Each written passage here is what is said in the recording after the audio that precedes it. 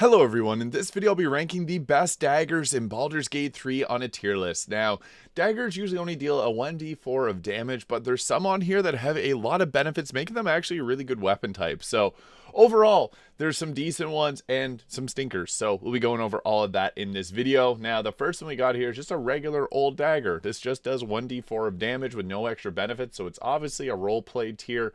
But we get into some cooler ones here. So, this is actually called this is the Needle of the Outlaw Rogue. You get this if you're playing and you had the deluxe edition. So this is actually from Divinity Original Sin 2. This is Seabil's weapon. So pretty cool little throwback there. Obviously, it's only a 1d4 damage, so it's going in the roleplay tier, but top of the roleplay tier because it's a cool, unique looking weapon. There isn't that many unique weapons that don't have any special effects, so the fact that we got that there is pretty cool. Now, I will be showing off some of the weapons here so you can see what they look like on the character model. So this is just a couple that we'll be covering in a moment, but yeah, we'll be talking a bit about the different dagger types in this game as well. So yeah, the next one that we got is one of my favorites. This is the Stillmaker, and what is amazing about the Stillmaker is that it gives you a hold person spell that you can cast at level 3, and that means you can hold 2 people in place. And what hold person does is it basically makes it so they can't use actions, reactions, they can't move, they're stuck in place and paralyzed. And additionally, every attack within 3 meters becomes a critical hit.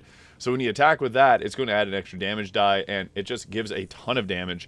And this also has a 1d4 plus 2 benefit. It's also piercing damage, and I must say piercing damage is the best damage type in the game because the ballless armor will double all the damage of these. So Stillmaker is S tier because it gives you that hold person spell, which you can use to give critical hits to yourself. So you can put this on some class like a Gloomstalker Ranger or a Rogue that doesn't normally get a spell like hold person, and they are able to use it. And yeah, it's quite nice. I think that getting hold person is such a useful spell to have. So 1d4 plus 2, and it's piercing damage. So next we got the Sussy dagger. So there's 3 different choices you can make when you're making these, and you can actually get this really early in the game. You got to go to the Bladed Village to get the schematics to make it, and then you got to go to the Underdark to get the bark from the tree. And once you do, you can get one of these. You can get a sickle, you can get this, or you can get a longsword. So I would actually recommend making the dagger because you can put it in the offhand and then do offhand attacks. The best benefit, or the biggest benefit of this, is it silences targets on hit. So you can have an offhand attack, silence targets, and just run around stabbing them. As a thief, you get 2 bonus actions. So that is quite nice. It does deal a 1d4 plus 1 damage. Now, one thing that does kind of stink, some weapons will give their benefits if you throw them. The Susser dagger does not. So if you did, it would go in the S tier, but I'm going to put it in the A tier. It's still really nice if you got a rogue, or especially because you get it so early in the game. It could potentially be S tier.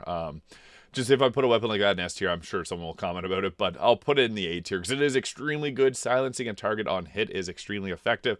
I just wish it worked whenever you threw it, but that is all right. So next we got ourselves, this is the dagger plus 1. So just like our normal dagger there, or knife, we get this 1d4 plus 1 damage. So it has the magical addition, 1 damage and 1 to attack rolls. Nothing else to that, so C tier. I mean, getting that weapon enhancement's nice, but doesn't really add a whole lot extra to it. Next, I got an interesting one. This is the syringe plus 1. Now, this isn't normally, you can acquire it as a player, but it gives benefits to the, you fight the nurses in Act 2, and their sister Anya holds this one in the House of Healing.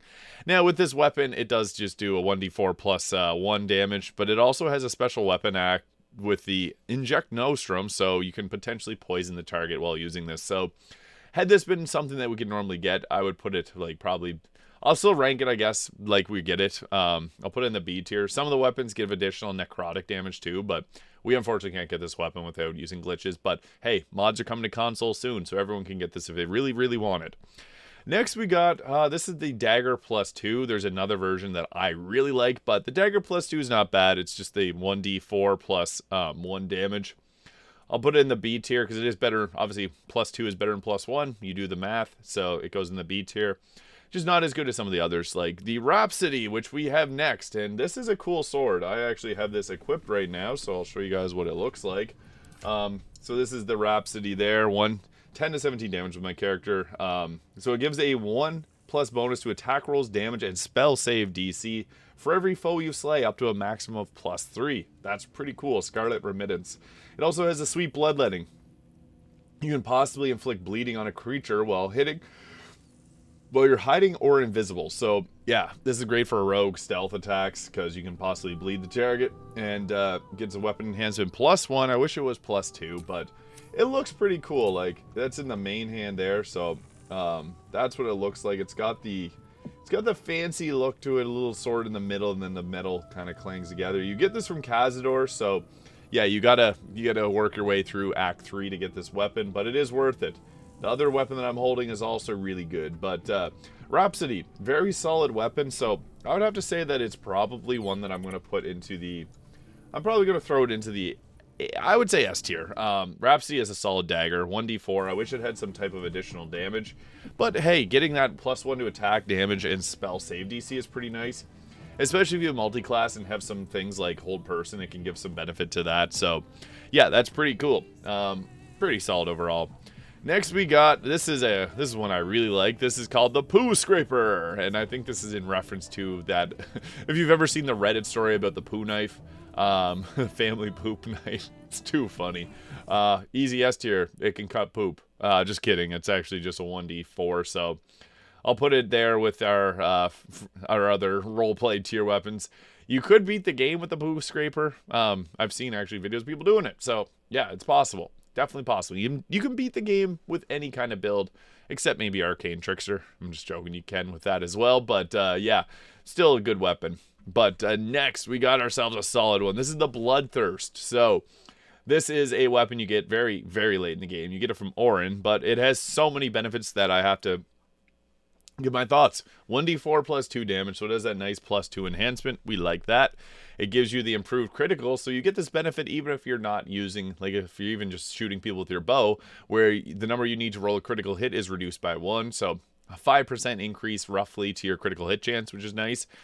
And it has benefits depending on if it's on the main hand or your offhand. So exploit weakness on the main hand, which if you hit someone with a dagger while it's in your main hand, they get vulnerability to piercing damage, meaning they're going to take double damage from any of these fine knives and daggers that we have on here. So that itself is incredible. Applying vulnerability is something, especially if the weapon type deals the same, like this is piercing damage, so your next hit with this will also deal increased damage.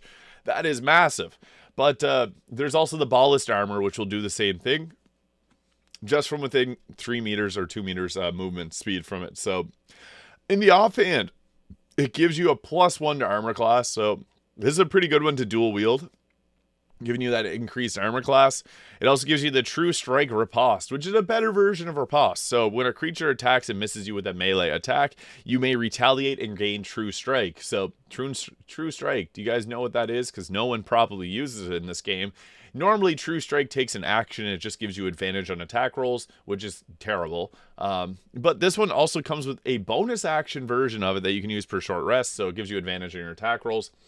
This is solid, but also applying that on yourself, getting yourself advantage on attack rolls whenever you're attacking with this weapon is pretty cool. So that is a nice benefit that you get from that. I would have to say this is obviously S tier, the top of the S tier. So we got, in first place, we got the Bloodthirst, then we got the Stillmaker, and then Rhapsody. I just think that having hold person is so much better. Plus, Stillmaker is a +2 weapon enhancement, whereas the Rhapsody is only a +1. So yeah, a little bit better there. But next, we got one of my favorites. I think this is my favorite dagger. So this is the coldsnap. This does double damage from most knives. It does 1d4 of piercing and 1d4 of cold. And I'm a big fan of the ice cold build. So this has benefits if you hold in the offhand as well. So this is one that you primarily would just have in your offhand. But whenever a creature misses you with an attack, it must succeed a DC 13 Constitution saving throw or be chilled for 2 turns. So you can give that. Now, whenever a target's chilled, then you can apply water and then they become frozen. And when they're frozen, they receive double damage from bludgeoning, force damage, and thunder damage. So that becomes really big. Because if you freeze a target, you can use Banishing Smite, which does 5d10 of force damage. And then that becomes literally a one-shot. So the Cold Snap is, I think the Cold Snap's the second best dagger in the game. It doesn't have any enhancements to it, but it does double the damage. It does 1d4 piercing, 1d4 cold. So that is better numbers than all the others here, but It also gives you a +1 to your armor class in the offhand, similar to the bloodthirst. So yeah, this weapon is incredible. I'm a huge fan of the cold snap, and you can get it in Act 3. So yeah, this is really, really good. And it doesn't have I guess it does save that there's a saving throw, but it doesn't, it always applies the chilled on the counter. So if a creature misses you, they get chilled no matter what. Doesn't have to succeed it. But yeah, that makes this really, really strong. But next we got the Dread Iron Dagger. So what this does is 1d4 damage. And while the wielder is hidden, it deals an additional 1d6 of necrotic damage. So this is great on your rogues because when they're doing their sneak attack, they'll get an extra 1d6 of necrotic. I'd have to say this is A tier. Probably not as good as the Susser Dagger because that just silences and that's super useful in its own right. But +1 enhancement and additional damage when hiding. That's a big thumbs up from Jay Dunna there. So A tier. Next, we just got a rusty knife. This is not the poo scraper. The poo scraper's a little bit better. This is just a rusty dagger, lower in the lower in the roleplay tier. But we got next the hunter's dagger. So this, on hit, the target must succeed a DC 13 Constitution saving throw or become ruptured. Now, when a target is ruptured, they take 1d4 piercing damage every time that they move. Jumping doesn't count. And what's funny is ruptured is somewhat like bleed, but you can actually apply this to constructs. So it does work on top of what bleed would normally do. But I'd say it's probably about B tier. +1 enhancement. And I mean, yeah, I would probably say a B tier weapon. Could potentially be A. You know what? I'll put it A tier. Becoming ruptured is nice. The 1d4 piercing is pretty solid, and the ballast armor also increased that. So yeah, A tier. Next, we got ourselves. This is the 1 second here. Cold Snap Dagger +2. Dread Iron Gleam Dance Dagger. This is the Gleam Dance Dagger. So +2, 1d4 +2. That's pretty solid. It also shines. This weapon glows. So that is one thing you got to keep in mind with this dagger. And in the offhand, when this dagger is in the offhand, you get a +1 to armor class. So that can be good for like some radiating orb style builds where you can like have this and the coruscation ring on to apply the extra radiant damage, and then you could use the gloves that do radiating orbs. So this could be a potentially like, you know what, I might put this as A tier and I'll put this one down to B tier. That is a really nice benefit, and it's a +2 weapon enhancement, so you're dealing minimum 3 damage each time. That is pretty good, so I have to say that is a weapon that I do like myself, and I will, yeah, I think it's A tier. Being able to get a +1 armor class in the offhand is really nice too as a rogue that doesn't typically wear shields. But yeah, we got another rusty dagger here. So this one is obviously roleplay tier. I don't know why it's saved twice. But next we got the ritual dagger of Shar. Now this does a 1d4 +1. And it does a 1d4 of necrotic damage. And you will get a big fat disapproval from Shadowheart if you grab this. It's in the Sharn Sanctuary. She don't want you grabbing that. So yeah, you'll get some. You'll also have to fight some sentinels if you pull that dagger. So it is worth the fight because that 1d4 is necrotic. But just depends. Do you want Shadowheart to be mad at you? That is the big deciding factor for that. It does have an extra damage die, like 1d4 +1 +1d4. That's really good. So I am going to put it in the A tier just because it gives it extra damage. But overall, I'd probably go for other weapons. Next, we got the Warg Fang. This is a cool one. It does have a slightly different look. It doesn't have the hilt guard. It doesn't have the hilt guard there. So the Warg Fang is actually extremely good. Only in one part of the game. So you get this before you go to the Goblin Village, and what this does, it gives you the Goblin's Undoing. So goblins have disadvantage on attack rolls against you. That is really nice when you go into a place full of them. So I'd have to say, I'd want to put it like, it's S tier for Act 1, and then kind of falls off to like B to like C tier probably. Where do you guys think I should put this? I'm again S tier when you're fighting the goblins, but then there's a very large lack of goblins afterwards. So I'll put it C tier, but hey, it is good. Okay, I'll put it B tier. That was a tough one, but we finally got ourselves the last dagger here, and that is the. I don't want to get this one wrong. This is the Ritual Dagger, right. This is a Ritual Dagger. So, the Pain Maiden's Blessing it comes with. So, just a regular 1d4, no +1s. After a successful attack with a dagger, the wielder receives a 1d4 bonus to attack rolls and saving throws for the end of the next turn. So, you get Bless on hit. That's quite nice. And it also comes with the bonus action, blood sacrifice. So you can take 1d4 slashing damage and then get yourself that 1d4 bless benefit of your attack rolls and saving throws. So that is pretty solid. I'll probably put it, maybe I'll put it there and then move this one down. Wargfang.